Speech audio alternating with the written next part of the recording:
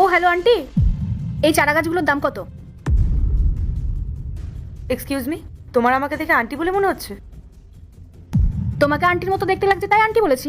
বেশি না বকে বলো এই গাছের চারার দাম কত? আচ্ছা, তোমাকে না আমার কেমন চেনা চেনা লাগছে। তুমি আমাকে কিভাবে চিনলে?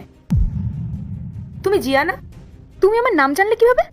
জিয়া, আমি তোর কলেজ ফ্রেন্ড পায়েল। মনে পড়ছে না তোর? পায়েল? না, আমার তো মনে পড়ছে না। আরে তোর মনে নেই আমরা একসাথে ক্লাসে বসতাম, একসাথে টিফিন খেতাম? মনে পড়ছে না তোর? পায়েল ভট্টাচারিয়া? তুই পায়েল? হ্যাঁ রে, আমি পায়েল। জিয়া, তুমি ওকে চেনো নাকি? না না, এটা হতে পারে না।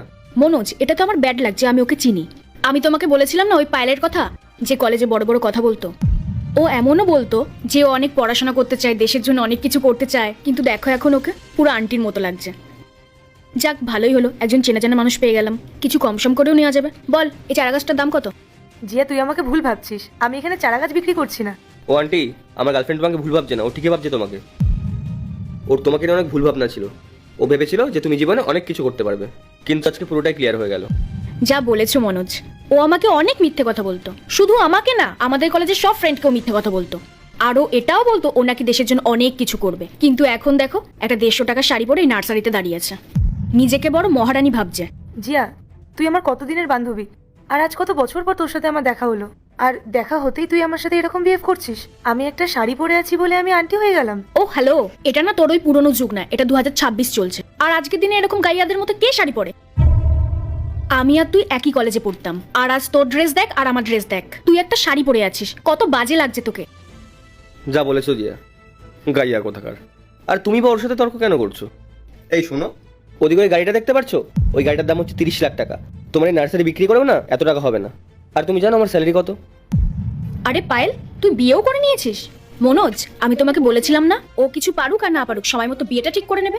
যাক, ভালোই হলো তুই বিয়ে করে নিয়েছিস। তা তোর ওই গরিব হাজবেন্ড কোথায়? নিশ্চয়ই মাঠে কোথাও জন খাটছে। স্টপ ইট, অনেক হয়েছে। আমি অনেকক্ষণ ধরে এসব সহ্য করছি, তুই আমাকে অপমান করছিস। আমি কিচ্ছু বলিনি, কিন্তু আমার হাজবেন্ডের ব্যাপারে আমি একটা কথাও তোর মুখে শুনতে চাই না। বাপ রে, আমি তো ভয় পেয়ে গেলাম তোর কথা শুনে। তা কে তোর ওই হাজবেন্ড যার জন্য তোর এত খারাপ লাগছে? ডাক তাকে, আমিও দেখি কে সে যে তোকে এরকম একা একা ছেড়ে রেখেছে। আর আমার বয়ফ্রেন্ডকে দেখেছিস, সবসময় আমার সাথেই থাকে। আর তুই জানিস আমার বয়ফ্রেন্ড কত বড় লোক, কত বড় একটা কোম্পানিতে ম্যানেজারের জব করে, কত সম্মান ওর। ছাড়, বাদ দে, তোকে এত কিছু বলে লাভ নেই। তুই তো সামান্য এই নার্সারিটাই চালাস, আর তোর হাজবেন্ডও সেরকমই কিছু একটা করে। জিয়া, আমি অনেকক্ষণ ধরে তোর অপমান সহ্য করছি। আমি এখানে আমার হাজবেন্ডের জন্যই অপেক্ষা করছি। ও একটু বাইরে গেছে, আর হঠাৎ করে আমার এখানে তোর সাথে দেখা হলো। আমি ভাবলাম পুরনো বান্ধবী, বেশ কিছু পুরনো কথা হবে, কিন্তু তুই তুই তখন থেকে আমাকে